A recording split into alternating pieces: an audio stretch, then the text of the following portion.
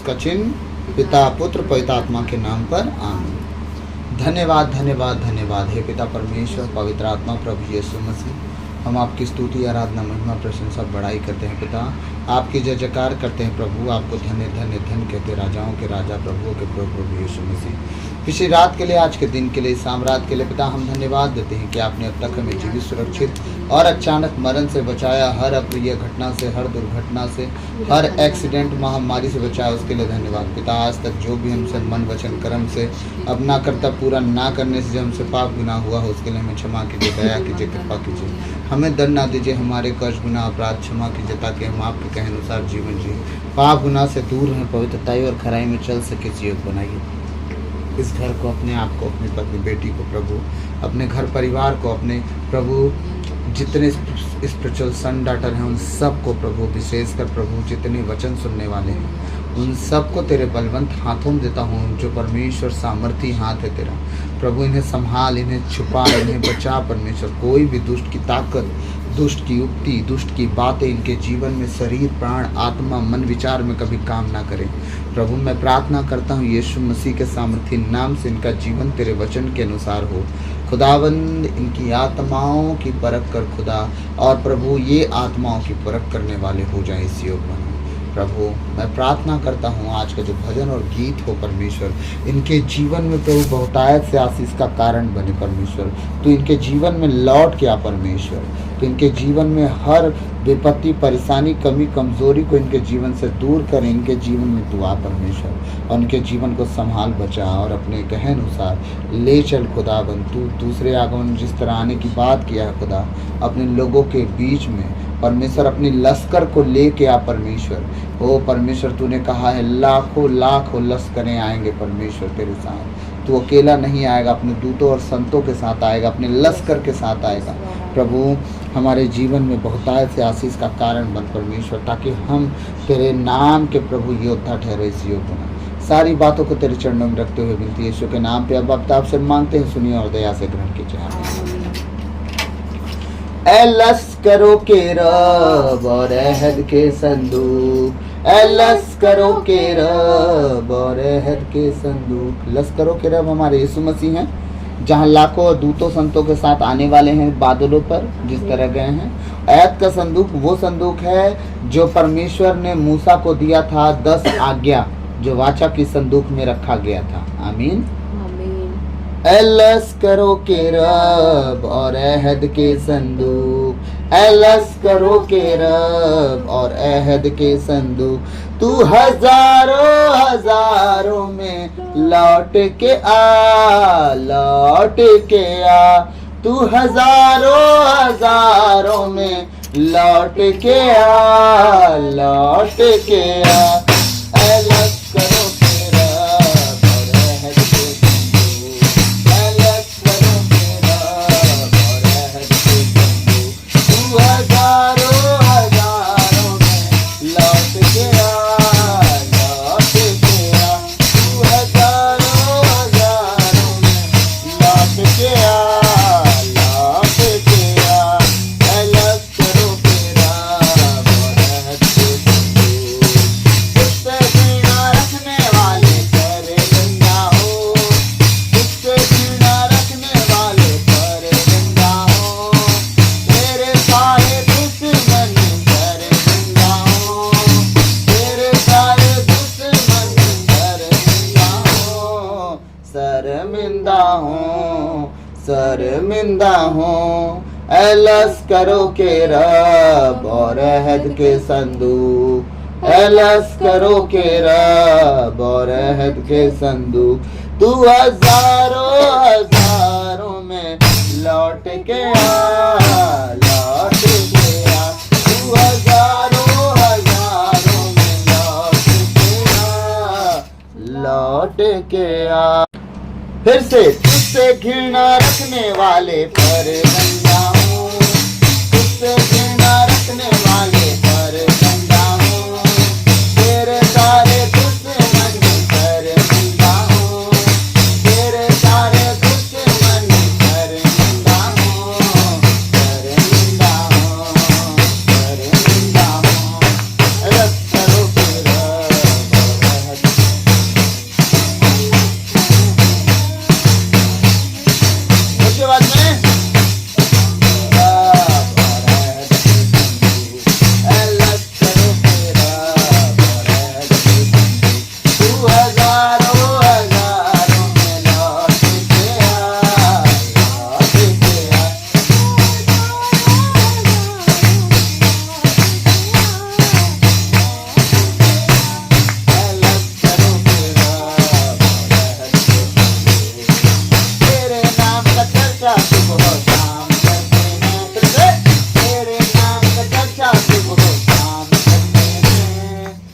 बंद दरवाजे यीशु नाम से खुलते जाते हैं, आमीन।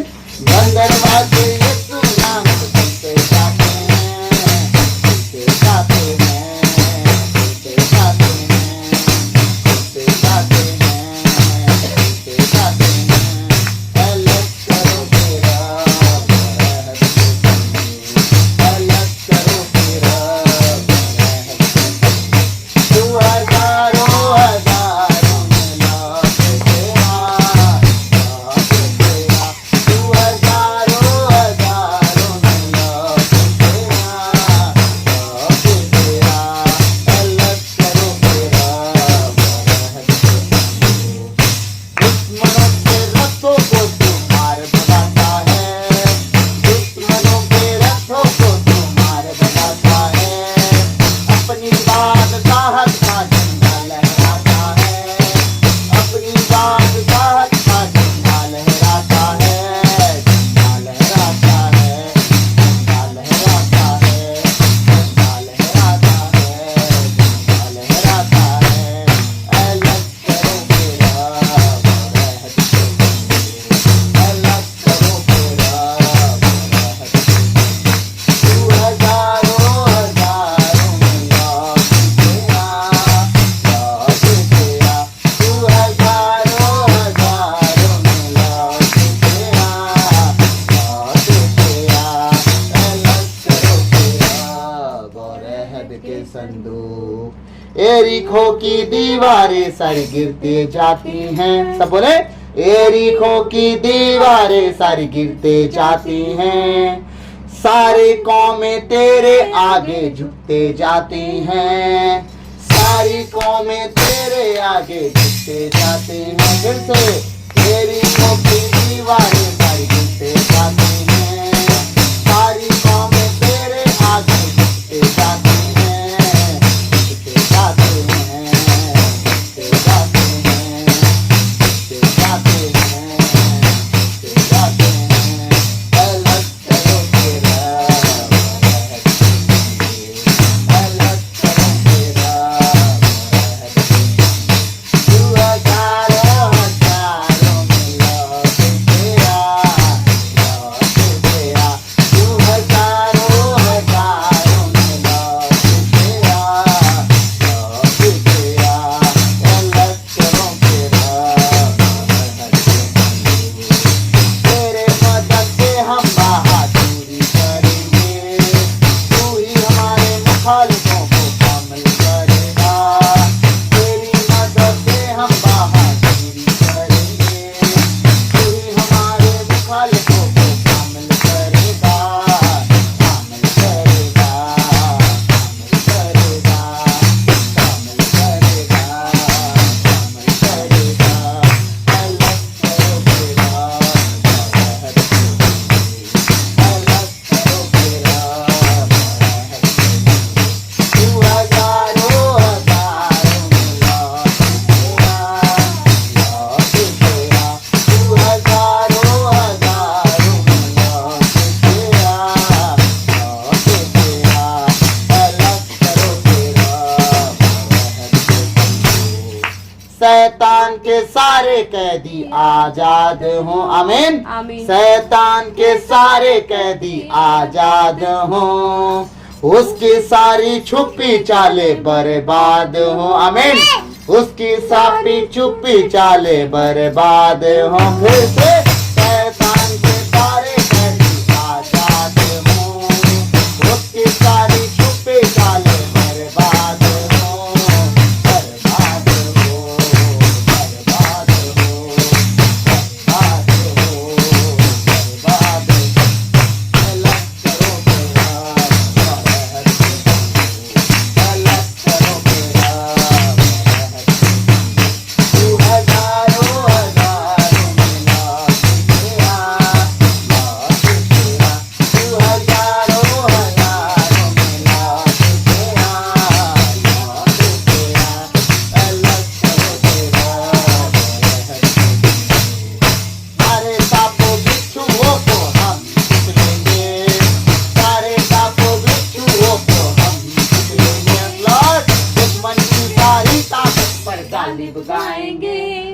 की सारी ताकत पर हम क्या करने वाले हैं? गीत गाने वाले हैं, कव्वाली गाने वाले हैं, गालिब गाने वाले हैं, शेर परमेश्वर के वचनों के द्वारा शेर छोड़ेंगे। और शैतान तेरी क्या औकात है? आमीन आमीन। हालेलुया। हालेलुया। शैतान के सारे कैदी आजाद हों, उसके सारी छुपी चाले बर्बाद हों, सारे सांपे बिच्छुओं को हम कुचलेंगे, दुश्मन की सारी ताकत पर गालिब गाएंगे, गालिब गाएंगे, गालिब गाएंगे, गालिब गाएंगे, गालिब गाएंगे, गालिब गाएंगे, गालिब गाएंगे, गालिब गाएंगे, गालिब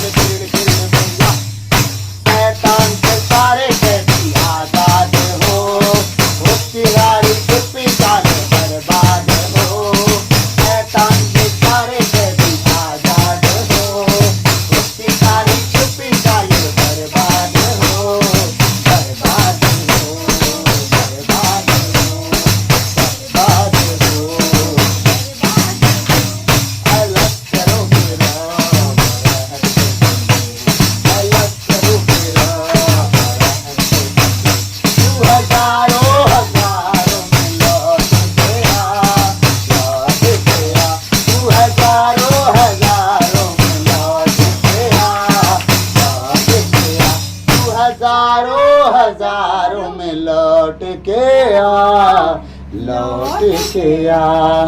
शैतान के सारे कैदी आजाद हों, उसकी सारी छुपी चाले बर्बाद हों, सारे सांपों बिच्छुओं को हम कुचलेंगे। आमीन। हमारा प्रभु हमें सामर्थ्य दिया है कि तुम सांपों और बिच्छुओं को कुचलोगे, अजगर को लताड़ोगे। आमीन आमीन। सारे सांपों बिच्छुओं को हम कुचलेंगे, दुश्मन की सारी ताकत पर गालिब गाएंगे, गालिब गाएंगे। ए लश्करों के रब और अहद के संदूक, ए लश्करों के रब और अहद के संदूक, तू हजारों हजारों में लौट के आ, लौट के आ। आंधियां बन के आई, जिंदगी की फिकर हमारे जीवन में आंधी की तरह जिंदगी के सारी परेशानियां आती हैं, लगता है कुछ खत्म नहीं होगा, लेकिन जिस दिन हम परमेश्वर पर डिपेंडेंट हो जाते हैं सब ठीक हो जाता है। आमीन। आंधियां बन के आए जिंदगी की फिक्र, कौन है तेरा रचने वाला, है भरोसा तेरा किधर। हमारा रचने वाला कोई और है और हम भरोसा अपने लोगों पर लगाए रखते हैं, अपने परिवार के सदस्यों पर लगाए रखते हैं, हम जहाँ नौकरी करते हैं उस गवर्नमेंट के उस अधिकारी के ऊपर लगाए रखते हैं। लेकिन हमारा रचने वाला, हमारा रचयिता यीशु मसीह, अब्बा पिता पवित्र आत्मा है, हमारा भरोसा उन पर नहीं रहता, तब हम गड्ढे में गिरते हैं। लेकिन हमारा भरोसा जिस दिन हम इन पर आते हैं और हमारा भरोसा जिस दिन हमारे परमेश्वर पर, त्रिएक परमेश्वर पर होता है, उस दिन से सब कुछ बदल जाता है। आमीन। कौन है तेरा रचने वाला, है भरोसा तेरा किधर, कौन है तेरा रचने वाला, है भरोसा तेरा किधर। गिन गिन के स्तुति करूं बेसुमार उसके दानों के लिए, गिन गिन के स्तुति करूं बेसुमार उसके दानों के लिए। हाँ प्रभु से कहें, हाँ प्रभु, जिस लायक नहीं थे हम, तूने उस लायक बना दिया। तेरे दानों के लायक हम नहीं थे, हमारा जीवन इतना बेकार था खुदा, हम इतना बेकार बना के रखे थे अपने जीवन को। प्रभु हम उस दानों के लायक नहीं था, तूने परमेश्वर उन दानों के लायक बना दिया। एक एक दान, एक एक को परमेश्वर के किए हुए कार्यों के लिए हम प्रभु को स्तुति देंगे, गिन गिन के प्रभु को स्तुति देंगे, उसके किए हुए कार्यों के लिए उसको हम धन्यवाद देंगे। गिन गिन के स्तुति करूं बेसुमार उसके दानों के लिए, अब तक उसने संभाला मुझे, अपनी बाहों में लिए हुए, अब तक उसने संभाला मुझे। दुनिया में न जाने कितने लोग हैं जो आज का दिन नहीं देख पाए, हमें जीवित रखा, हमारे घराने को जीवित रखा, अब तक संभाला रखा, जीवित रखा, ताकि हम उसके नाम की महिमा करते रहें।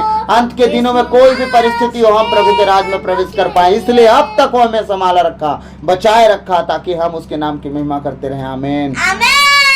अब तक उसने संभाला मुझे, अपनी बाहों में लिए हुए, गिन गिन के स्तुति करूं तेरे शत्रु का निशाना, तुझ पर होगा ना सफल, तेरे शत्रु का निशाना तुझ पर होगा ना सफल, आँखों की पुतली जैसे वो रखेगा तुझे हर पल, आँखों की पुतली जैसे वो रखेगा तुझे हर पल। प्रभु कहता है तेरे शत्रु कभी तुझ पर हाथ लगाने ना पाएंगे। प्रभु हमेशा हमारे साथ रहता, ना ऊँगता है ना झपकी लेता है। वो कहता तुम मेरे आँख की पुतली हो, मैं तुम्हें याद रखना अपनी आँख की पुतली अगर समझता हूँ तो सोचो तुम्हें हाथ कौन लगा सकता है। जो तुम्हें हाथ लगाता हो मेरी आँख की पुतली को हाथ लगाता है, और परमेश्वर की आँख की पुतली को हाथ लगा कौन सकता है। आमीन। तेरे शत्रु का निशाना तुझ पर होगा ना सफल, आँखों की पुतली जैसे वो रखेगा तुझे हर पल, गिन गिन के स्तुति करूं बेसुमार उसके दानों के लिए, अब तक उसने संभाला मुझे, अपनी बाहों में लिए हुए। अब तक उसने संभाला मुझे, अपनी बाहों में लिए हुए। गिन गिन के स्तुति करूं, आए तुझे जो मिटाने, वे शस्त्र होंगे बेअसर। हमारा मिटाने वाला कोई नहीं, अगर जो भी तीर तलवार चलेगा खुदा खत्म करेगा उसे, और हम आजाद होंगे यीशु मसीह के नाम से, आमीन। आए तुझे जो मिटाने, वे शस्त्र होंगे बेअसर। तेरा रचने वाला तुझ पर रखता है अपनी नजर। हमारा रचने वाला सदा हम पर नजर रखता है, हमें ना ठोकर लगने देता है, ना गड्ढे में गिरने देता है। प्रभु का वचन कहता है, आपका वचन प्रभु हमारे मार्ग के लिए दीपक और परमेश्वर रास्ते के लिए उजियाला है। ओ यीशु मसीह हमारा रचने वाला है, वो सदा हम पर नजर रखता है, ना हमें गिरने देता है, ना हमें ठोकर लगने देता है। हमारा परमेश्वर कहता है, तुम्हारे पैरों को मैं पत्थर से चोट नहीं लगने दूंगा, आमीन। तेरा रचने वाला तुझ पर रखता है अपनी नजर। हालेलुया। मेरा रचने वाला मुझ पर रखता है अपनी नजर। गिन गिन के स्तुति करूं, बेशुमार उसके दानों के लिए। अब तक उसने संभाला मुझे, अपनी बाहों में लिए हुए। अब तक उसने संभाला मुझे, अपनी बाहों में लिए हुए। गिन गिन के स्तुति करूं। Thank you Lord Jesus. ओ प्रभु आपकी तारीफ हो, महिमा हो, प्रशंसा हो, बड़ाई हो, आपकी जय जयकार हो। प्रभु आपको धन्यवाद धन्यवाद धन्यवाद देते हैं, राजाओं के राजा, प्रभुओं के प्रभु, प्रभु यीशु मसीह आपकी स्तुति हो। प्रभु मेरे मुख पर पहरा बिठाइए, मेरे होठों के द्वार की रखवाली कीजिए पिता। आज बोलने वाला मैं नहीं, वरन आप स्वयं मुझ में होकर अपने वचनों के द्वारा हमसे बातचीत करें प्रभु। ओ प्रभु आज का एक एक वचन दो धारी तलवार की तरह हो प्रभु। हमारे जीवन की सारी कमी घटी को काट छांट के अलग करे, हमें पवित्र और खरा बनाए। आज का वचन हमें पाप से दूर रह के मसीहत में जीना सिखाए प्रभु। आज का हर एक वचन दो धारी तलवार की तरह हो, हमारे जीवन की कमी घटियों को हम काट छाट के अलग करने वाले स्वयं बन सके। आपके वचनों के द्वारा इसे बनाइए। सारी बातों को आपके चरणों में रखते हुए विनती यीशु के नाम पर पिता आपसे मांगते हैं, सुनिए और दया से ग्रहण कीजिए, आमीन।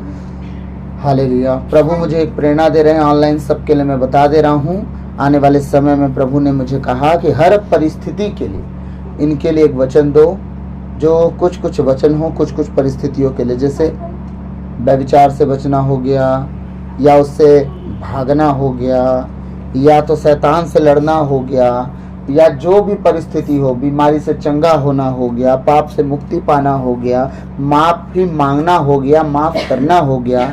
उस सारे टॉपिक के लिए परमेश्वर मुझसे कह रहा है कि कुछ समय बाद मैं आप सबको वचन लिखवा दूं।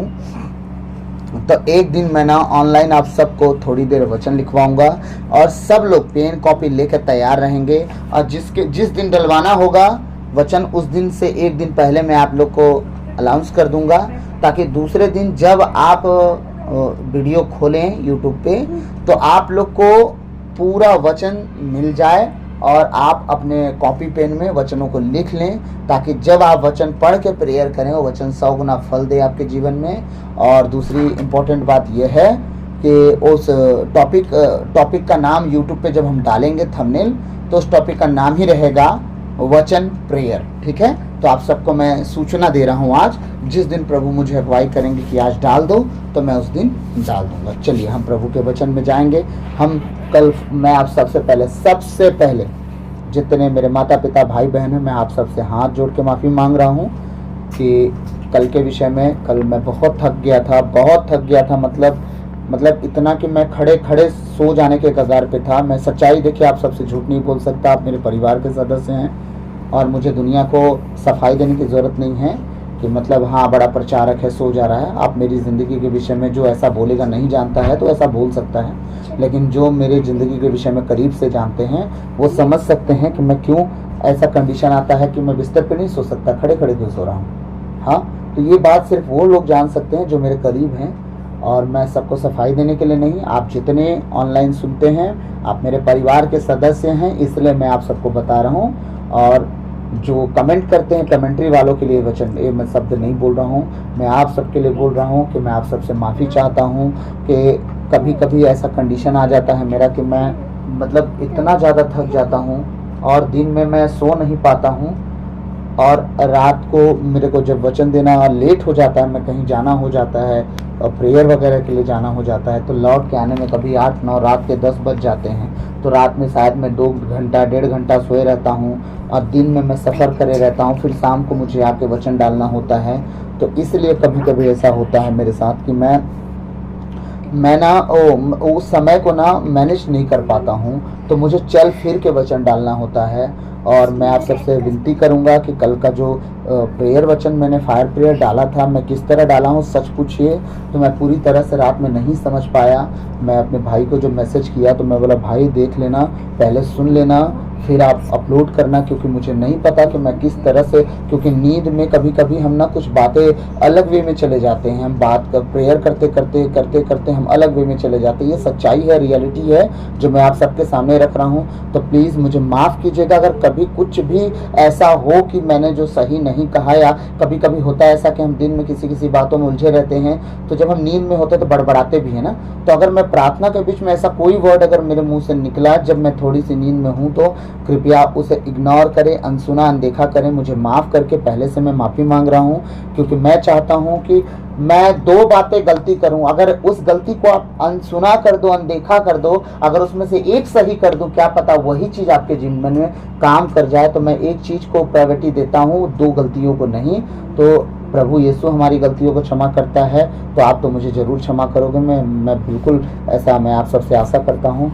और मैंने जो कल बातें कही उसके लिए प्लीज़ मेरे लिए दुआ कीजिएगा कि सच में मेरे लिए घर का परमेश्वर व्यवस्था करे। मैं अपने लिए घर के लिए दुआ नहीं करता हूँ, परमेश्वर की इच्छा जब होगी वो करेगा। और अगर आप लोग चाहें तो मेरे लिए दुआ कर सकते हैं, क्योंकि सच कह रहा हूँ घर ना होने के कारण हम जिस लेवल पे दुआ करना चाहते हैं हम नहीं कर पाते। हमारा इतना बड़ा घर है, जितना बड़ा आम लोगों का किचन होता है उतना बड़ा मेरा पूरा घर है, क्योंकि जिस दिन मैं घर बनाऊंगा तो जितना बड़ा मेरा घर है उतना बड़ा किचन बनाऊंगा।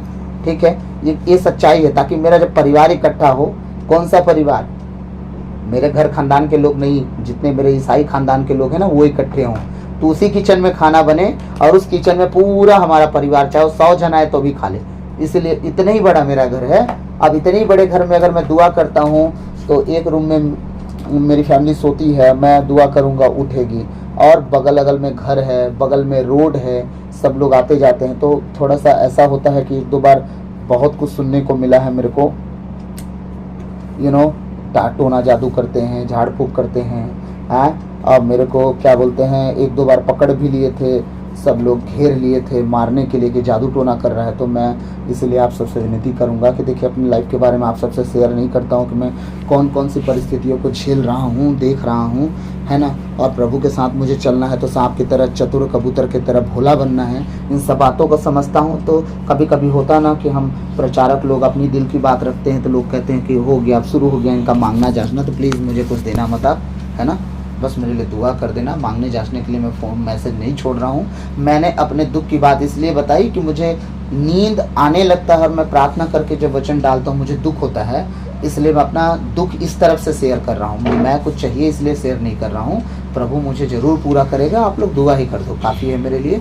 तो यीशु मसीह की जय। आप बचो, आपका घराना बचे, मेरा यही टॉपिक है और कुछ नहीं, बस बाकी सब प्रभु देख लेंगे। बस मैं चाहता हूँ आप मेरे लिए दुआ करें, ताकि मैं जिस लेवल पे दुआ करना चाहता हूँ मैं कर सकूँ। और मैं सच कह रहा हूँ, आप दुनिया किसी कोने पे हो, मैं आपके नाम से दुआ करूँ वो काम कर जाए बस। क्योंकि मेरी अगर प्रार्थना लाइफ कमज़ोर पड़ेगी, मैं आपके लिए दुआ करूँगा वो नहीं लगेगा। दुआएं दो तरह से नहीं लगती ना, मैं बता दे रहा हूँ। एक प्रचारक की कमी कारण, दूसरा जिसके लिए प्रार्थना हो रहा है उसकी कमी के कारण।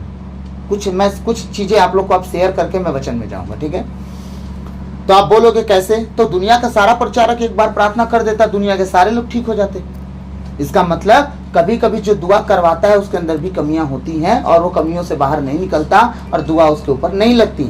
अगर आप दुआ करवाना है तो सबसे पहले अपने गुनाहों के लिए माफ़ी मांगो, जो याद नहीं है उसके लिए भी, जो याद है उसके लिए भी। खुदा के सामने घुटने टिकाओ और बोलो कि मैं प्रार्थना करवाने से पहले प्रभु तुझसे माफ़ी मांग रहा हूँ, मैंने मन से, वचन से, कर्म से, खुदावन परमेश्वर यीशु मसीह मैंने पाप किया है, मुझे माफ़ कर दे प्रभु, मुझे माफ़ कर दे। हाँ, मैं तेरे जन से दुआ प्रार्थना करवाने जा रहा हूँ, करवाने जा रही हूँ, आज तू मुझे चंगा कर देना प्रभु। मैं अपने आइंदा गलतियों पर ध्यान दूंगा, ध्यान दूंगी कि मुझसे हो सके तो ना हो, ठीक है? अब आप दुआ करवा के देखिए, क्यों नहीं काम करेगा। लेकिन आजकल ऐसा नहीं है। आजकल दुआ करवाने के लिए बस एक जन चाहिए, आप उनसे मिलो, फटाक से दुआ करवा लो, लेकिन खुद को कभी मत छाको। आप जैसे रहते हो वैसे ही रह जाते हो। जब दुआ करने के बाद परमेश्वर प्रचारक की आत्मा में कुछ डालता है, अगुआ के आत्मा में कुछ डालता है कि फलाने व्यक्ति को कुछ बोल करने के लिए, वो करे। हाँ, जिस तरह लाजरुस मरा था, कब्र का पत्थर हटाने यीशु मसीह नहीं गया, उसके चेलों को बोला कुछ करो तुम लोग, हाँ, है ना? तो जब लाजरुस का क्या बोलते हैं, कब्र का पत्थर हटाने यीशु मसीह नहीं गए, अपने चेलों से बोले, जब चेले हटाए यीशु मसीह ने जीवित किया। जब आपसे कुछ कहा जाए कि मेरे भाइयों बहनों, प्रभु चाहता है कि आप ऐसा कुछ करो जैसा कहा जा रहा है, प्रभु आपके जीवन को उत्तम करेगा, तो आपको करना चाहिए। फिर आप प्रचारक को नहीं दे सकते कि प्रचारक तो कुछ नहीं कर पाया। नो, एक ही प्रचारक आप ही के कलीसिया में 10 जन को चंगा कर पाए, आप क्यों नहीं चंगे हो पाए? प्रचारक कुछ नहीं करता, आपका स्वभाव, प्रभु का कनेक्शन, बस सब कुछ वो करता है। प्रचारक अगर सब कर लेता तो पूरी दुनिया को चंगा करते फिरता। बहुत से प्रचारक बड़े बड़े चिन्ह चमत्कार दिखाते हैं, उन्हीं के कलीसिया में बहुत लाखों लोग पड़े रहते हैं जो चंगे नहीं हो पाते। गलत फहमी मत रहिएगा, ठीक है? बड़ी बड़ी मिनिस्ट्रियाँ होती हैं, क्या उनकी मिनिस्ट्रियों में सब लोग चंगे हैं? सब लोग अमीर हैं? सब गरीबी से आज़ाद हो गए? सब बीमारी से आज़ाद हो गए? सब लंगड़े चंगे हो गए? नहीं होता है ऐसा, ये रियलिटी है ना? वीडियो देख देख के आप लोग मतलब भरमाए मत जाइएगा कि यहाँ सब कुछ होता है। याद रखिएगा, मैं ये किसी चर्च को, किसी अगुआ को टारगेट नहीं कर रहा हूँ, मैं कह रहा हूँ, सच्चाई बता रहा हूँ कि आपका जीवन पहले क्लीन करना पड़ेगा आपको। अगर मैं बचा, मेरा परिवार बचा, तो सिर्फ पहले हम सुधरे हैं।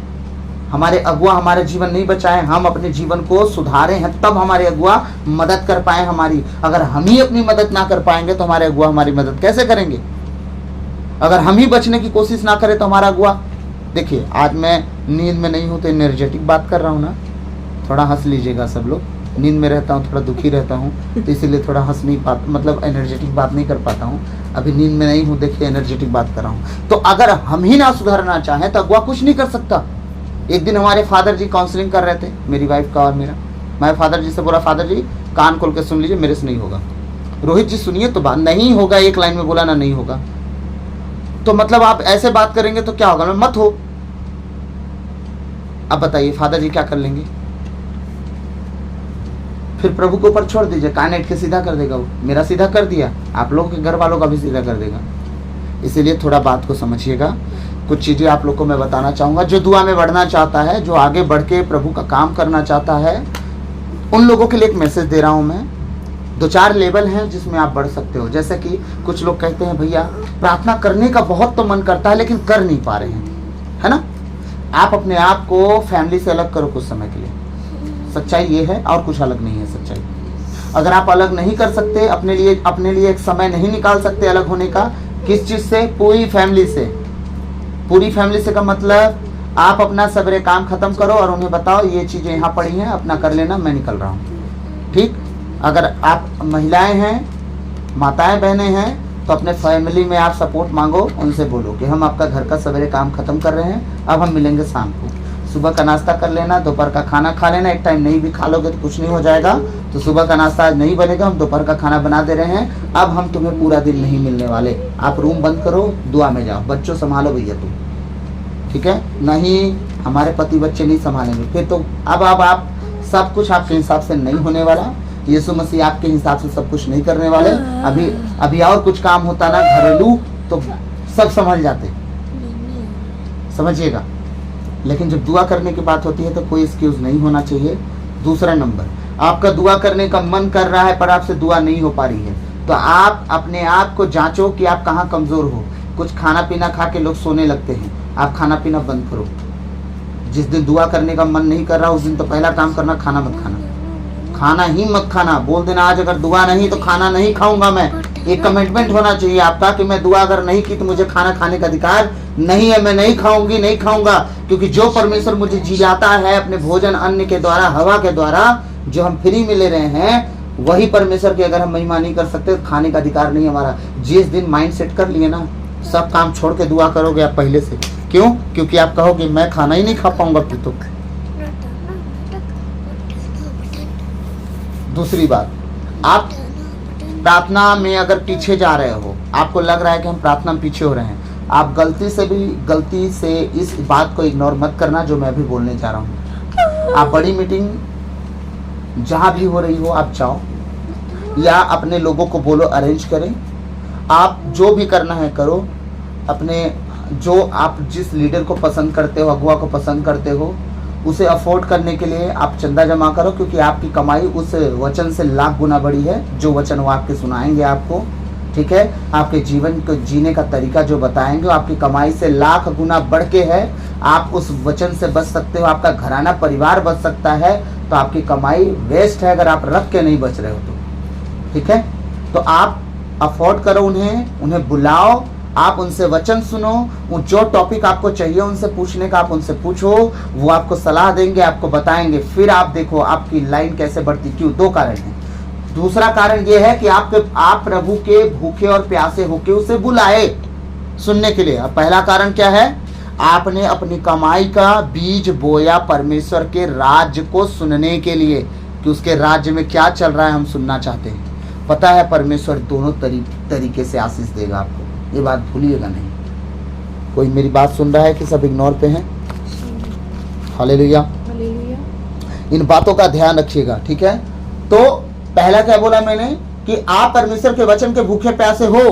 तो अगर परमेश्वर के वचन के भूखे प्यासे हो तो परमेश्वर उस बात को देख रहा है। और फिर अपनी कमाई को जोड़ के आपने क्या किया? वचन प्रचारक को बुलाया ताकि आप उस वचन को सुन सके जो परमेश्वर का राज प्रेजेंट करता है वचन के द्वारा।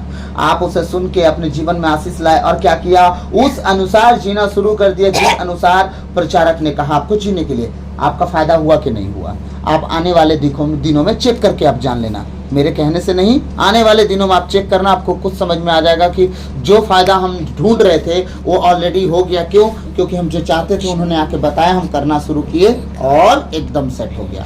तो देखिए, मैं जो बातें बोल रहा हूँ ध्यान से सुनिएगा। अब दूसरी बात, अब आप क्या करो? अब अपने आप को अकेला करो, दुआओं में जाओ, आराधना स्तुति इस लेवल पे करो कि कोई नहीं है तुम्हारे घर पे, तुम अकेले हो, तुम बहरे हो और तुम अंधे हो। ये सोच के दुआ करो कि प्रभु हम अंधे भिखारी की तरह हैं, आज हमारा कोई नहीं है।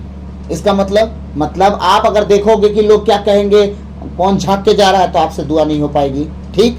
अगर आप ये सोचोगे कि मैं दुआ करूंगी, कोई सुनेगा तो क्या बोलेगा, आपसे प्रार्थना नहीं हो पाएगी। कुछ समझ में आ रहा है मेरी बात? यही चीज मैं कर रहा हूं। रात को दुआ मैं नहीं कर सकता अपनी मर्जी से। क्यों? क्योंकि जब मैं रात में दुआ करता हूँ तो लाउड होता हूँ, आसपास सब तरफ आवाज़ फैल जाती है, ठीक है? और दिन में दुआ करता हूँ तो बगल में रोड है, इतना हॉर्न बजता है गाड़ियों का, चलने का, शोर शराबा, तो मेरी आवाज़ कोई नोटिस नहीं करता। तो मैं प्रभु के सामने इतना अच्छे से लाउडली प्रार्थना कर पाता हूँ। तो ज़्यादा अच्छा ये है कि अगर आप पीछे हो रहे हो तो आप दिन में दुआ करो अकेले होके। अगर आप आगे बढ़ रहे हो और आपको और आगे बढ़ना है तो आप रात में प्रार्थना करो, माइंड को शांत करके, ताकि घर परिवार का चिंता ना रहे कि हाँ अभी प्रार्थना के बाद ये करना है। कुछ नहीं करना, सीधे सो जाना है ताकि आप दर्शनों में जा सको। जब आप दुआ करके सोते हो, पूरी माइंड को सेट करके सोते हो परमेश्वर की ओर, जब आप सोते हो परमेश्वर अपने दासों के द्वारा आपसे बात करता है। हाँ, अपने स्वभाव स्वरूप में आके बात करता है, अपने फादर के द्वारा, सिस्टर के द्वारा वो चेहरे में आएगा, जिनके करीब हो आप, जिन्हें आप जानते हो, उनके चेहरे में आएगा, आपसे बात करेगा, आपको कुछ ना कुछ बताएगा, आपको आशीष देगा, ब्लेसिंग देगा। जिस चीज की आपको नीड होगी, जरूरत होगी, वो चीज दे के जाएगा सपनों में। इसीलिए मेरा 7 बार अभिषेक हुआ है, सपने में परमेश्वर मेरा अभिषेक किए। अभी कुछ दिन पहले मेरा प्रभु मेरे को खुद वचन सुनाने आया। मुझे वचन की इतनी ज़्यादा ज़रूरत थी, मुझे नहीं पता तो मैं क्या करूं, मैं बकाया था, मैं कहाँ जाऊं कैसे, अरे कहाँ तो चला जाऊं, कैसे जाऊं कैसे। हाँ, एक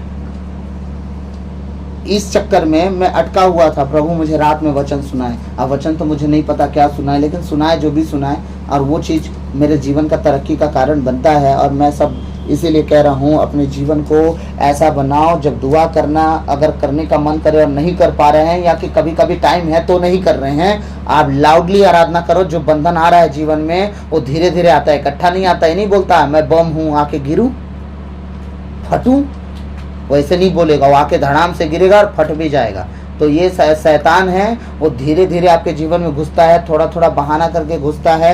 इसके बाद आपको डीले की आत्मा देता है, थोड़ी देर बाद प्रार्थना कर लेंगे, बाद में प्रार्थना कर लेंगे, रात में कर लेंगे, सुबह कर लेंगे, भोर में कर लेंगे, दिन में कर लेंगे। और प्रार्थना कटते जाता है, कटते जाता है, कटते जाता है। लेकिन जब आप प्रार्थना करके सोते हैं तो आपकी आत्मा, स्पिरिट जो होती है ना, एकदम एक्साइटमेंट में रहती है, एक्साइटेड रहती है कि आप प्रभु के लिए जल्दी उठ के दुआ करना है। फिर आप देखना 2 घंटा में नींद पूरा होता है, 3 घंटा में नींद पूरा होता है, यहाँ तक कि 1 घंटा अगर सोने के मिला, 1 घंटा में नींद पूरा होता है। और मेरा प्रभु मेरा 15 मिनट में नींद पूरा करके दिया है। कभी कभी मैं 5:45 बजे सोता हूँ और मेरी बेटी 6 बजे उठती है, और उसके साथ मुझे उठना पड़ता है, तो मैं उठता भी हूँ।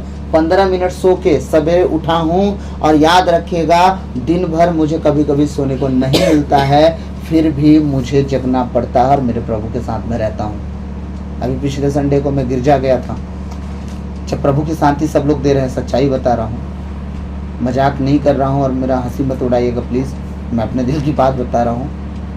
रात भर प्रेयर करके 5 बजे हम लोग तैयार हुए, चर्च चले गए, ठीक।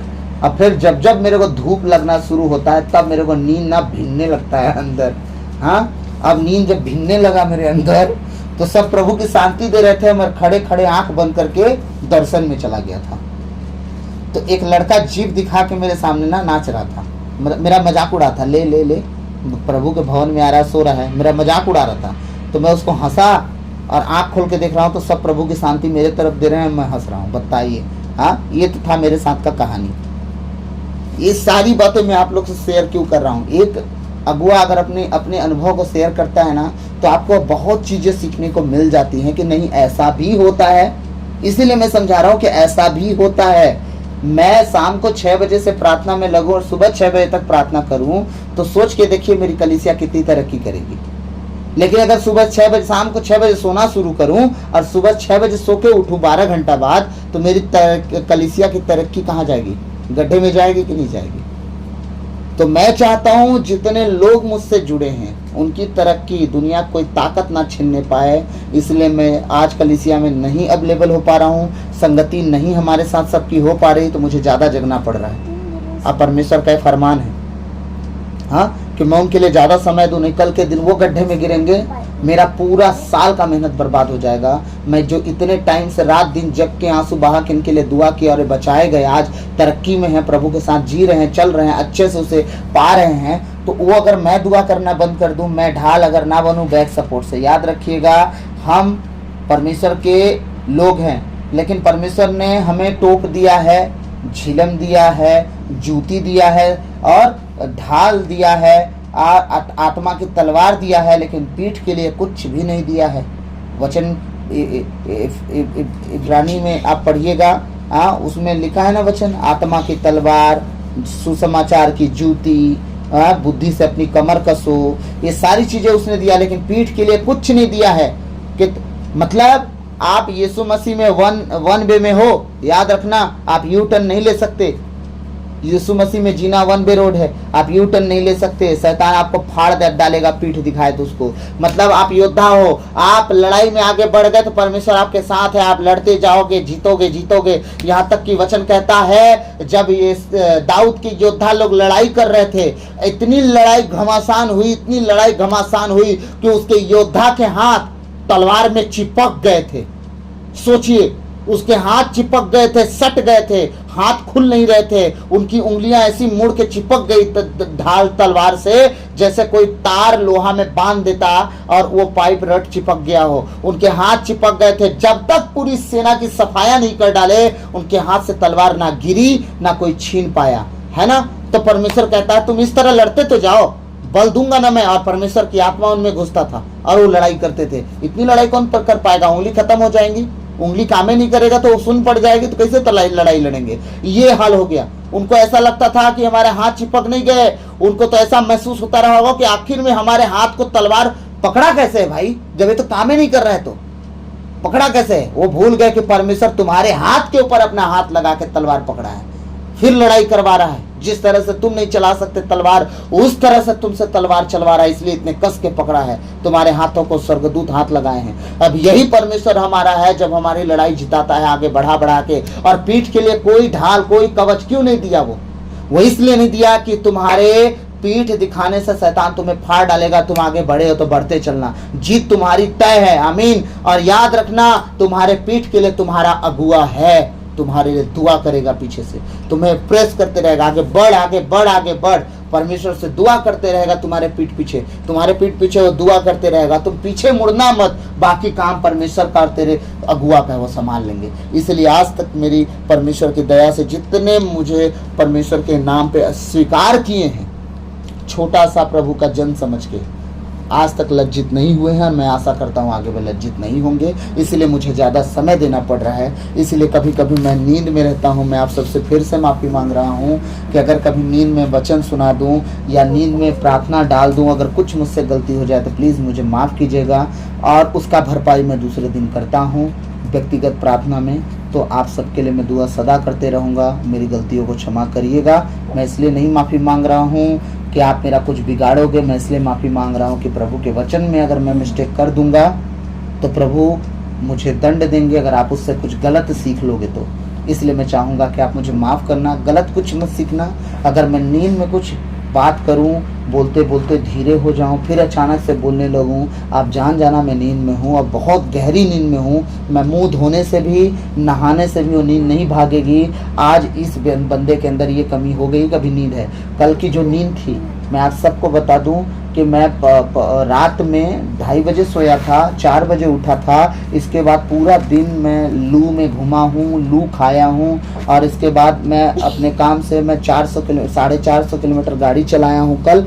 इसके बाद मैं घर वापस आया हूँ रात को 9:30 बजे। रास्ते मेरी बेटी का तबीयत खराब हो गया, इतनी बार उल्टी की। जब हम तीनों मिलकर प्रार्थना किए, स्तोत्र ग्रंथ अध्याय 91 और 51 दोनों पढ़े, हम लोग प्रार्थना किए। इसके बाद हमारी बेटी का उल्टी खत्म हुआ और परमेश्वर उसे चंगा किया। इसके बाद हमें कहीं भी कोई दिक्कत नहीं हुआ। हम परमेश्वर से प्रार्थना किए, इतना तूफान, इतना बारिश की बरसात वाला परमेश्वर बारिश करवा दिया कल। हमारा रास्ता इतना ठंडे से गुजरा, रात में हमारा परमेश्वर सब कुछ पलट के रख दिया। तो रात में हम लोग 9-10 बजे पहुँचे। फिर मैं फायर प्रेयर जो वादा कर दिया आप लोग को कि मैं डालूंगा, तो ये मैं डालने जब जा रहा था, आप सबको बता दूं कि मैं अपने तरफ से मैं पूरा मुंह हाथ नहाना धोना करके आया कि मैं ना सोऊं, मैं किसी रीति से सो ना जाऊं घर के अंदर जाके। मैं चाह रहा था ग्राउंड में जाके डालूं, लेकिन ग्राउंड में आजकल गर्मी है, सब जगह रहते हैं। मैं आप लोग को वचन सुनाता, सब सुनते, ठीक है, फिर पंचायत हो जाता। इसीलिए मैं घर के अंदर वचन डालना, प्रार्थना करना शुरू किया। कुछ देर बाद जब मैं प्रार्थना करने लगा, शरीर साथ देना बंद कर दिया मेरा, और इसके बाद मजबूरन मैंने नींद में प्रार्थना किया। लेकिन मैं आशा करता हूँ कि मैं गलत नहीं बोला होऊंगा। अगर कुछ गलत बोला होगा तो कमेंट कीजिएगा कि यहाँ पे मैं कुछ गलत बोला। मैं पहले से बोल रहा हूँ, मैं आप सबसे माफ़ी चाहूँगा। अब हम प्रभु के वचन में जाएंगे। प्रभु हम पर दया करे, हमें क्षमा करे, और प्रभु के वचन में कोई भी मिस्टेक नहीं होना चाहिए, मुझे अच्छे से पता है। लेकिन अगर कुछ हो रहा है तो मैं फिर से कहूँगा, प्रभु मुझे माफ़ करे, और आप सब भी मुझे माफ़ करिएगा। और किसी भी कोई भी ऐसी बात हो जो आपको नहीं ग्रहण करना है तो आप नहीं करिएगा। आइए हम प्रभु के वचन में जाएंगे। प्रभु मेरे मुख पर पहरा बिठाइए, मेरे होठों के द्वार की रखवाली कीजिए। आज बोलने वाला मैं नहीं, वरन आप स्वयं मुझ में होकर अपने वचनों के द्वारा बातचीत करें। सारी बातों को आपके चरणों में रखते विनती यीशु के नाम पे आपसे मांगता हूँ, सुनिए और दया से ग्रहण कीजिए। आमीन। तो हमने 7वां टॉपिक देखा, पहला भाग उसका, ठीक है। आदम ने अपने वंश को पापी स्वभाव दिया। अब 7वां टॉपिक का दूसरा भाग लिखिएगा, क्या है वो? मसीह पाप रहित स्वभाव पैदा करता है। आदम तो अपने वंश को पापी स्वभाव, अपना वाला स्वभाव जो उसके अंदर पापी स्वभाव था ना, अपने वंश को दे दिया, लेकिन यीशु मसीह तो स्वभाव ही बदल देते हैं, वो खुद पैदा करते हैं। समझ गए? यीशु मसीह पाप रहित मतलब पाप से आजाद वाला स्वभाव और खुद पैदा कर देते हैं इंसान के जीवन में जब आते हैं तो। हालेलुया। जल्दी से हम देखेंगे, क्योंकि मैं बहुत समय ले लिया गवाहियों के द्वारा और बात करने के द्वारा, तो आगे हम जल्दी से रोमियो निकालेंगे। हम फिर 19 वचन रोमियो का पढ़ेंगे, क्योंकि रोमियो में 2 भाग है। 19 वचन में, रोमियो 5 के 19 में 2 भाग है, और उन दोनों भागों में पहला भाग यूहन के हमारे आदम के विषय में, दूसरा भाग हमारे प्रभु यीशु मसीह के विषय में है। रोमियो को पढ़ने के बाद तुरंत हम आगे बढ़ जाएंगे। हालेलुया। तो रोमियो 5 का 19 जल्दी से मैं पढ़ूंगा आप सबके लिए, आज समय बिना गवाए। प्रभु का वचन कह रहा है, जिस तरह एक ही मनुष्य के आज्ञा भंग के कारण सब पापी ठहराए गए, उसी तरह एक ही मनुष्य के आज्ञा पालन के कारण सब पाप मुक्त ठहराए गए। आमीन। हमारे यीशु मसीह आज्ञा पालन किए, हम सब पाप मुक्त ठहराए गए। मैं पहले दिन बोला था उस दिन, हम पापी हैं, हम कीड़े हैं, प्रभु हम तो तुच्छ हैं। अरे हम तुच्छ नहीं है भाई, हम प्रभु की देह हैं। अब सर प्रभु और हम तुच्छ, सर प्रभु हम पापी, सर प्रभु हम कीड़े, ऐसा थोड़ी होता है। जो प्रभु है उसका शरीर भी तो, सीधी सी बात है। अब पाँव कहे मैं सर नहीं हूं तो तुम्हारे शरीर का अंग नहीं हूं, आंख कहे मैं आंख हूं पाँव नहीं हूं तुम्हारे शरीर का अंग नहीं हूं, ऐसा थोड़ी होता है। प्रभु ने जब कहा कि कलीसिया का सिर यीशु मसीह है और यीशु मसीह का देह है कलीसिया, सिर स्वर्ग में धरती पर देह है, कितने भाग्यशाली हैं। हालेलुया। हाँ, इन सब बातों का ध्यान रखिएगा। जल्दी से 2 कुरिन्ती अध्याय 5 पद संख्या 17 और 18। 2 कुरिन्ती ना,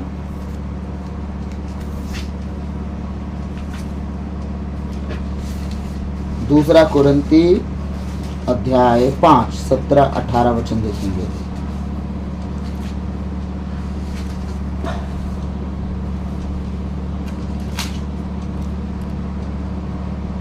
पेज नंबर 278 वचन कह रहा है, इसका अर्थ यह है कि यदि कोई मसीह के साथ एक हो गया है तो वह नई सृष्टि बन गया है। आमीन।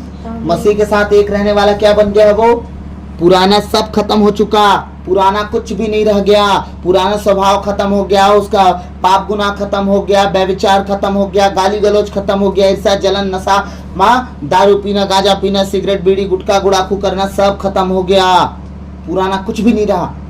अब आप सब नई सृष्टि बन गए हो। अगर नई सृष्टि बन गए तो आपका क्या आचरण है? पुराना स्वभाव जीना, रह रह के पुरानी बातें याद आना, हाँ, उन्हें क्या स्मरण करना, उस तरह जीना? नो।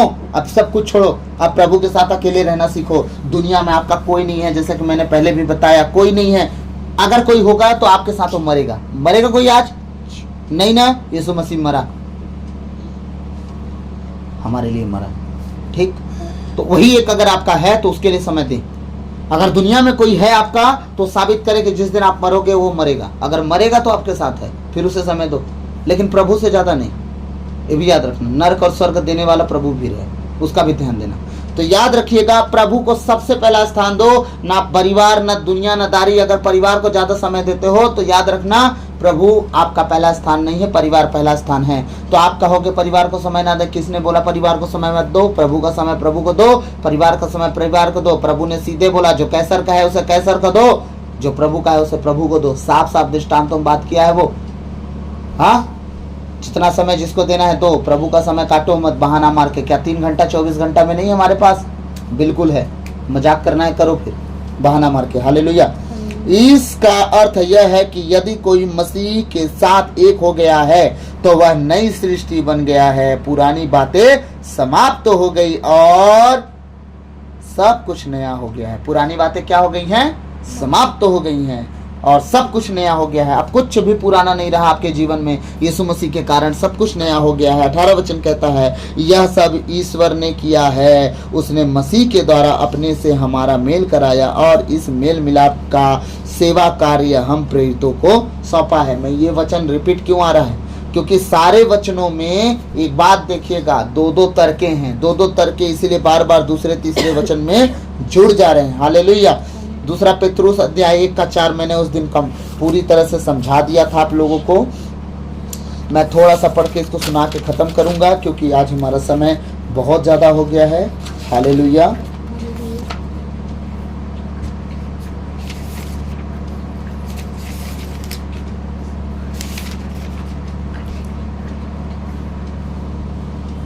पेज नंबर है 366। हालेलुया। वचन क्या कह रहा है सुनिएगा। दूसरा पेतरुस अध्याय 1:4, उन्होंने उस महिमा और प्रताप द्वारा हमारे लिए अपनी अमूल्य और महती प्रतिज्ञाओं को पूरा किया है। इस प्रकार आप उस दूषण से बच गए जो वासना के कारण संसार में व्याप्त है और आप ईश्वरीय स्वभाव के सहभागी बन गए हैं। आमीन। दुनिया का जितना भोग विलास है उसके कारण आप क्या हो गए? बच गए और ईश्वरीय स्वभाव के लायक बन गए। सिर्फ किसके द्वारा? हमारे प्रभु यीशु मसीह के द्वारा। याद रखिएगा क्योंकि मैंने इस दूसरा पेतरुस का 1-4 वचन मैंने आप लोगों को परसों ही समझा दिया था। मैंने कहा गलती हो गई, मैं यीशु मसीह वाला टॉपिक आदम के टॉपिक में साट दिया हूँ। तो याद रखिएगा हमारे प्रभु के कारण हम अपना जितना भी दूषण से भरा हुआ, संसार से भरा हुआ और क्या बोलते हैं वासनाओं को तृप्ति करने वाली आदतों से भरा हुआ जो जीवन जी रहे थे, यीशु मसीह के कारण ये सारी चीज़ों से हम आज़ाद हो गए हैं, छुड़ा लिए गए हैं, बचा लिए गए हैं। तो याद रखिएगा प्रभु अगर है हमारे जीवन में सब कुछ है। अगर प्रभु जहाँ थोड़ा सा भी अप एंड डाउन हुआ, याद रखिएगा सब डामाडोल हो जाएगा। फिर ना आपको संभालने वाला कोई रहेगा, ना बचाने वाला, ना वो परिवार, ना वो घर, ना वो पैसे, ना वो जमीन, ना जायदाद। जिस परिवार को प्रभु ना समझे, आप समझिएगा, ठीक है, जिसकी देखभाल प्रभु ना करे, ठीक है, जिस व्यक्ति को हाथों हाथ प्रभु ना उठाए, ठीक है। आप कहते हो कि प्रभु मेरे लिए चट्टान और ढाल है, तो ये बताइए आपके लिए चट्टान ढाल कब बन जाएगा? हाँ, जब उसे समय दोगे आप तब ना। उसे आप समय नहीं दोगे, आपके लिए चट्टान ढालो कैसे बन जाए? आपके पैरों को हाथों हाथ कैसे उठाए जब आप उसके लिए समय नहीं दोगे? याद रखना परमेश्वर ने कहा है माता पिता की गलती की सजा बच्चों को नहीं दी जाए, लेकिन बच्चों की गलती की सजा माता पिता को ना दी जाए। अगर बच्चा जवान हो गया, समझदार हो गया, बड़ा हो गया, बेटी अगर अपनी मर्जी से जीना चाह रही है, अपने दोस्तों के साथ समय बिता रही है, पार्टी करने में, घूमने में समय बिता रही है, व्यभिचार में समय बिता रही है, अब माता पिता को सजा नहीं देगा परमेश्वर, अब परमेश्वर बेटी को सजा देगा। याद रखिएगा, अब बेटे को सजा देगा। क्यों? क्योंकि अब तुम सब समझने लगे हो, खुदा को समझना छोड़ के।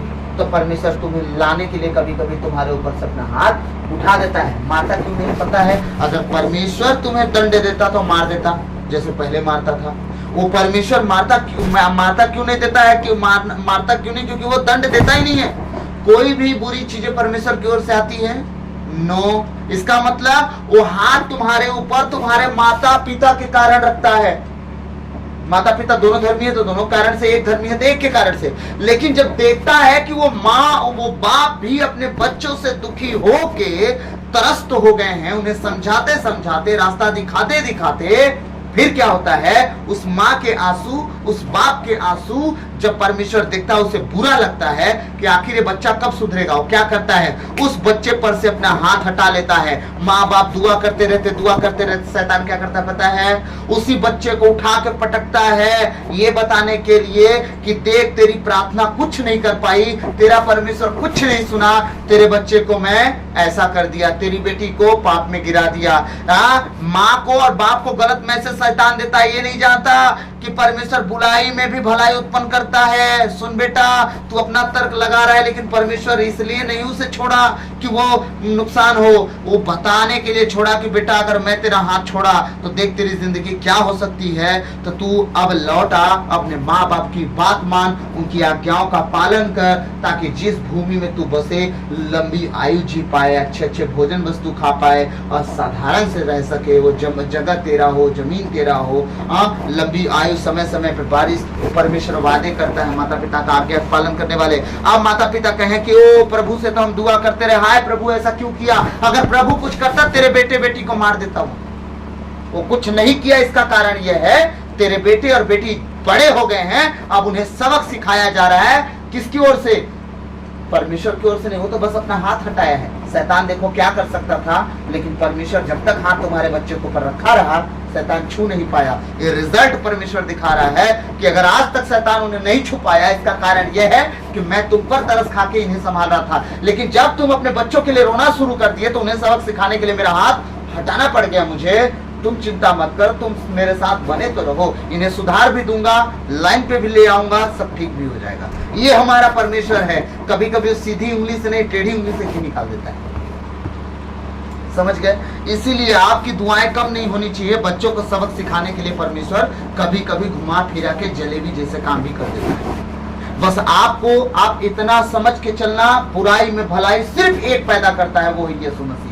तो आप चुपचाप धन्यवाद देते रहो। प्रभु अगर कोई नुकसान मेरे घर पे हुआ है तो तेरा धन्यवाद, मैं जानता हूँ, मैं जानती हूँ इसमें तू भलाई उत्पन्न करेगा और पक्का करेगा। ये हमारा परमेश्वर है, इसमें नो डाउट। वो बुराई में भलाई उत्पन्न करेगा, जो टेढ़ा है उसे सीधा करेगा। अरे यार, हम सब पांच पानी से धोए हुए नहीं हैं।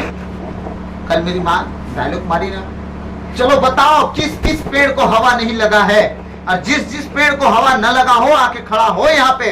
पंडित पहले तुमसे शुरू करेंगे हम, है ना? पंडित जी जो कथा सुनाने गए थे शादी का, वो बोलते हैं हम कथा नहीं सुनाएंगे। तो बोलते हैं पंडित जी अब तुम भी शुरू करो। किस पेड़ को हवा नहीं लगा? तुम्हारे पेड़ को हवा लगा है कि नहीं? और हमारे घराने के लोग सबका हवा लिए रहते हैं, है ना? वो तो दुनिया का हाल रखते हैं ना, उनको पता रहता है। अब पहले के लोग बहुत साने लोग होते हैं, हाँ? मत पूछिए कहाँ की बातें निकाल लेते थे। जब सुनता हूँ तो मैं हैरान रहता हूँ, मेरे दादा लोग, मेरे बड़े पापा लोग क्या क्या करके बैठे हैं, बाबा रे। दूसरी बात, यीशु मसीह ने क्या कहा? जो पाप ना किया हो पहला पत्थर मारे। और मेरे दादा बोलते हैं जिस पेड़ को हवा ना लगा हो वो पहले आके खड़ा हो। देखिए कहते हैं मेल कर गया बात, हाँ? तो ये जोक था, लेकिन हकीकत यही है। तो हम सब अपने जीवन में कुछ न कुछ कांड करके रखे हैं, हम भी नहीं सुधर गए, हमें भी परमेश्वर ऐसे ही सुधारा है। तो प्रभु को दोष मत दो कि हमारे घर में नुकसान क्यों हो गया, प्रभु को धन्यवाद दो कि प्रभु सुधार दिया तू, इसी बहाने सुधर गए। अब बुद्धि खुल जाएगी, अब सब ठीक हो जाएगा, ठीक है? क्योंकि परमेश्वर जब सुधारने पे आता है ना, तो प्रभु को धन्यवाद देना चाहिए और रोना नहीं चाहिए। नहीं तो फिर क्या करेगा परमेश्वर पता है? जब तुझे ऐसे ही औलाद चाहिए तो ले 75 बार बदनामी करा, अपनी पूरी पैसा कमा दे उसके ऊपर जितनी कमाया था, पूरी जिंदगी का कमाई लुटा दे, और जमीन जगह सब बेच के खा जाएगा, एक दिन किसी काम का न रह जाएगा। अगर तू सुधारने दे तो बोल, रो मत, रो के मेरा हाथ मत रोक, मैं फिर इसे सुधार के छोड़ूंगा। तो परमेश्वर हो सुधारने पे आता तो इसे भी सुधार होता है। इसीलिए हर परिस्थिति प्रभु को दोष नहीं देना है, प्रभु के सामने धन्यवाद का बलिदान करना है। आमीन। आइए हम अंतिम प्रार्थना में जाएंगे। दया कर, दया कर, दया कर, हे अब्राहम इसहाक इजराइल के परमेश्वर, हे आदि और अंत, अल्फा ओमेगा, मार्ग सत्य जीवन, जीवन की ज्योति, जीवन की रोटी, जीवन का जल, मुक्ति का कटोरा, स्वर्ग राज के द्वार, प्रभु यीशु मसीह हम आपके पास आते हैं, हम पर दया कीजिए। प्रभु मैं सबसे पहले अपनी इटली वाली बहन के लिए प्रार्थना करूंगा जो पूरा जीवन तुझे दी है परमेश्वर, वो सिस्टर के लिए परमेश्वर, वो परमेश्वर मैं प्रार्थना करता हूँ जो लोग अपना पूरा जीवन तुझे सौंपे, उनके शरीर में, उनके प्राण आत्मा में प्रभु जीवन में किसी परिस्थिति की कमी मत होने देना। प्रभु मैं प्रार्थना करता हूँ, तेरा शरीर दिया हुआ हमारे जीवन में है परमेश्वर, और ये शरीर एक शरीर नहीं मिट्टी का तेरा मंदिर बना है प्रभु। बेटी के जीवन में किसी बात की कमी घटी ना हो परमेश्वर। ओ परमेश्वर तेरी धन्यवादी हो, तेरी गवाह हो यीशु मसीह के नाम से प्रभु। तेरे मार खाने से वो भरी चली हुई है, तेरे लहू बहाने से प्रभु उसके सारे पाप धोए गए हैं यीशु मसीह के नाम से। पिता मैं प्रार्थना करता हूँ शरीर, प्राण, आत्मा, मन, विचार से जो छोटी बड़ी गलतियाँ क्षमा करना खुदा, उसे स्वस्थ और चंगा रखना।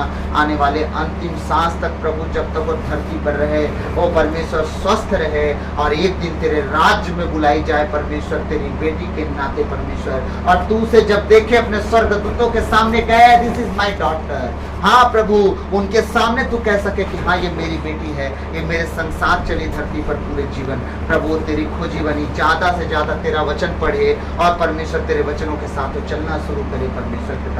मैं प्रार्थना करता हूँ उस बेटे के लिए प्रभु, जो आज हॉस्पिटल में एडमिट है, अपनी कार से एक्सीडेंट हुआ है खुदावन, मैं प्रार्थना करता हूँ जल्द से जल्द उसके घाव रिकवर हो यीशु मसीह के नाम से, और जल्द से जल्द डिस्चार्ज हो, अपने घर जाए, उसके घर से प्रभु उसके माता पिता के मेहनत की कमाई जाया न जाने पाए परमेश्वर, डॉक्टरों के हाथ में, क्योंकि तू डॉक्टरों का डॉक्टर और तू वैद्यों का वैद्य है परमेश्वर, तुझसे ज़्यादा पहले कोई हील नहीं कर सकता खुदा। मैं प्रार्थना करता हूँ उनके कमाई के जरिए को बचाना, उन्हें हील कर परमेश्वर, उस बच्चे को बचा, जल्द से जल्द उसे चंगा कर और उसे घर भेज परमेश्वर, ताकि मैं उसके लिए प्रभु तुझे धन्यवाद दे सकूँ पिता। मैं प्रार्थना करता हूँ अपने आत्म बेटे बेटियों के लिए परमेश्वर जिसे तूने मुझे दिया है प्रभु, मैं सही रीति से उनकी रखवाली कर सकूँ और परमेश्वर मेरी अगुवाई तू करते जाना, उनके लिए मैं दुआ करूँ और तू सुनते रहे परमेश्वर।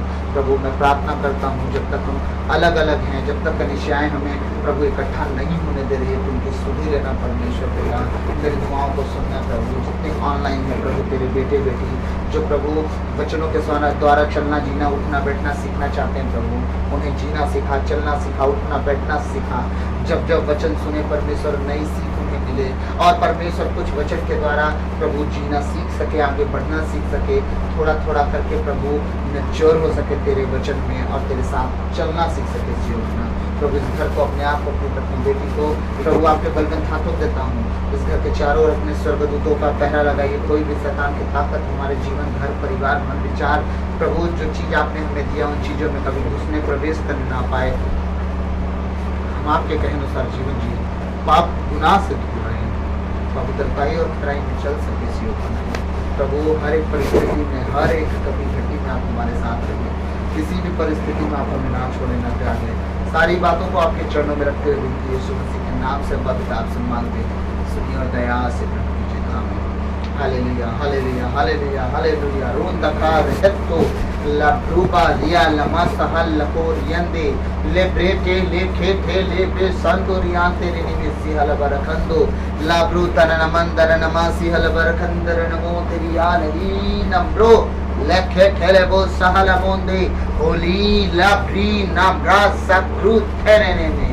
प्रभु हम धन्यवाद धन्यवाद धन्यवाद दें कि आपने हमारी दुआओं को सुना, सारी बातों को आपके चरणों में रखते हुए विनती यीशु के नाम पे अब से मांगते हैं, तूने कहा मांगो तो दिया जाएगा। हम मांगते हैं, सुनिए और दया से ग्रहण कीजिए। आमीन आमीन आमीन। प्रभु की विनती, हे पिता हमारे तू जो स्वर्ग में है, तेरा नाम पवित्र किया जावे, तेरा राज आवे, तेरी इच्छा जैसे स्वर्ग में है वैसे इस पृथ्वी पर भी पूरी होवे।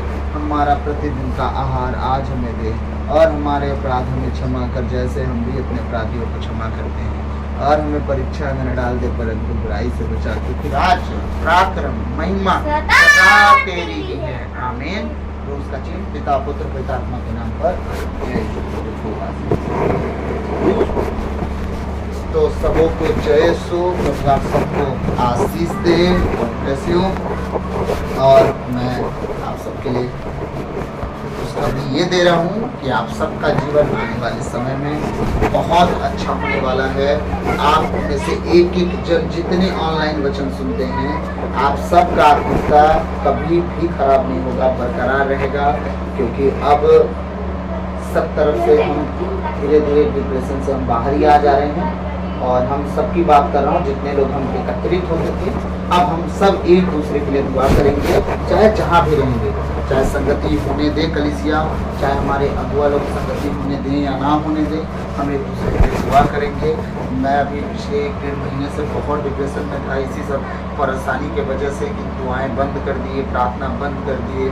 दुनिया की सारी चर्चों में दुआ हो रही है, बस हमारे रोमन चर्चों में दुआ बंद हो गई, प्रार्थनाएं बंद हो गई, जो कि गवर्नमेंट ऐसा कभी नहीं कहा कि आप दुआ ना करो अपने चर्चों में। उनका कहना है चर्च से बाहर मत करो पर चर्च में करो, लेकिन हमारे चर्चों में बंद कर दिया गया। इस चीज़ से बहुत दुखी था और बहुत आंसू बहाए, लेकिन परमेश्वर की इच्छा मान के छोड़ दिया। अब मैं ज़्यादा कोशिश भी नहीं करता। अब हमारे मतलब हमारे आने वाली जनरेशन को हमारे अगर ऊपर जो है वही नहीं चाहते कि कुछ हो, तो अब मैं कितना भी तड़प लूँ कुछ नहीं कर सकता, मेरे हाथ में कुछ है नहीं। ठीक है, तो प्रभु के हाथ में सब कुछ है। प्रभु की कलीसिया है, मेरी कलीसिया है नहीं। ठीक है, प्रभु जैसा चाहेंगे करेंगे। बस मैं आप सबसे इसलिए मैं धन्यवादी हूँ कि आप सब वचन मेरी सुन रहे हैं। इसका मतलब ये है कि जो वचन सुन रहे हैं तो आप जरूर 100 गुना फल लाएंगे और इसके गवाह हम जरूर होंगे।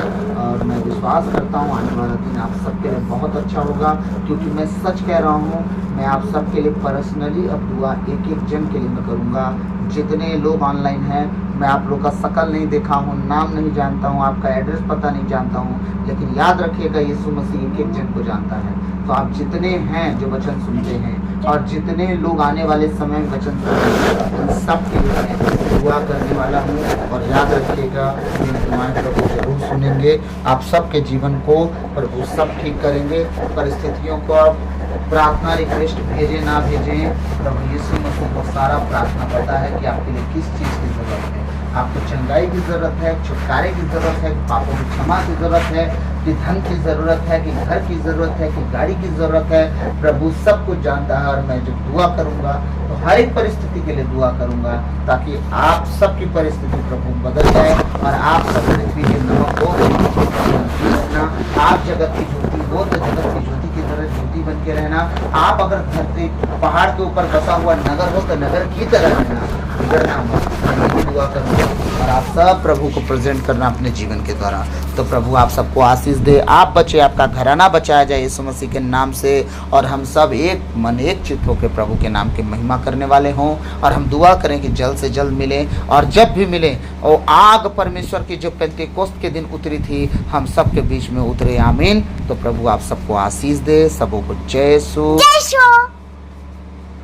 God bless you.